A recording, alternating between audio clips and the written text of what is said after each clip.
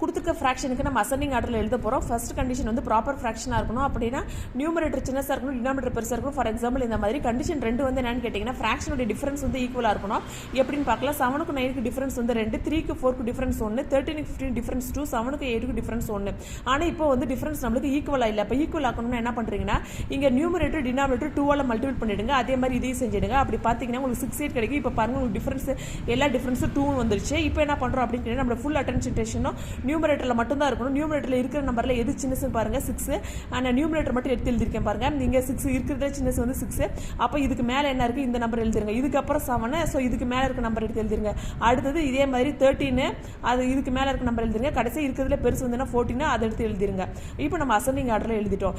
இப்போ உங்களுக்கு ஹோம்ஒர்க் வந்து என்னன்னு கேட்டிங்கன்னா இது வந்து டிஎன்பிசியில் கேட்கப்பட்ட கேள்வி. இந்த கொஷினை வந்து நீங்கள் போட்டு பார்த்துட்டு ஆன்சர் கரெக்டாக இருந்தால் எனக்கு ஒரு லைக் மட்டும் போடுங்க. தேங்க்யூ.